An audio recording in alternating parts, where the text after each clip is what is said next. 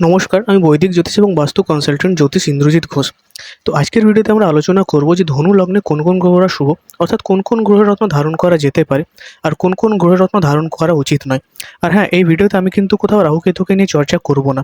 আর আরেকটা কথা, আপনারা যদি ধনু লগ্নের ব্যক্তি হন তাও কিন্তু রত্ন ধারণ করার আগে নিজের কুণ্ডলী একবার দেখিয়ে নেবেন কোন অভিজ্ঞ জ্যোতিষকে দিয়ে, তারপরে কোনো গ্রহরত্ন ধারণ করবেন। তো শুরু করা যাক ভিডিওটা। তো প্রথমে যদি কথা বলি লগ্নেশ গুরুকে নিয়ে, গুরু অর্থাৎ গুরু বৃহস্পতি। তো গুরু ১ ভাব এবং ৪ ভাবের মালিক, দুটোই কেন্দ্রভাব।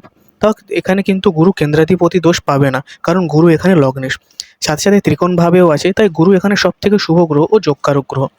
এবার হচ্ছে শনিদেব। শনিদেব এখানে দ্বিতীয় ভাব সমভাব ও তৃতীয় ভাব অশুভ ভাবের মালিক, তাই শনিদেব এখানে অশুভ গ্রহ।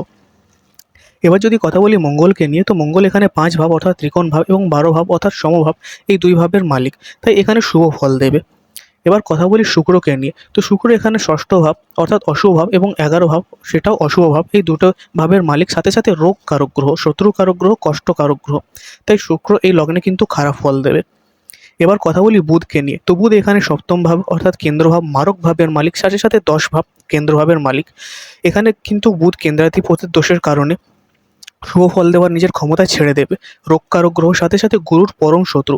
যদিও বুধ গুরু বৃহস্পতিকে নিজের শত্রু মনে করে না, কিন্তু গুরু বুধকে নিজের শত্রু মনে করে। কিন্তু ৭ ভাবের মালিক হওয়ার কারণে হয়তো কখনো কখনো সে ভালো ফল দিতে পারে, কিন্তু সে নিজের মারক গুণকে ধরে রাখবে। এবার কথা বলি চন্দ্রকে নিয়ে, তো চন্দ্র এখানে অষ্টম ভাব অর্থাৎ অত্যন্ত অশুভ ভাবের মালিক, কিন্তু চন্দ্র কখনো অষ্টমেশের দোষ পায় না, কিন্তু এই ভাবের মালিক হওয়ার কারণে যেইভাবেই যাবে কিন্তু ক্ষতি দেওয়ার সম্ভাবনা প্রবল রইবে। হ্যাঁ, আরেকটা কথা, যদি যোগকারক স্থিতিতে থাকে তবে হয়তো ভালো ফল দিতে পারে।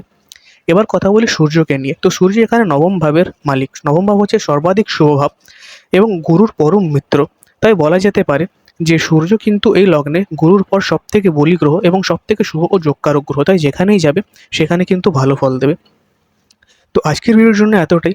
আপনারা যদি আমার সাথে পার্সোনাল কনসালটেশন বুক করতে চান তাহলে আমার সাথে কন্ট্যাক্ট করতে পারেন।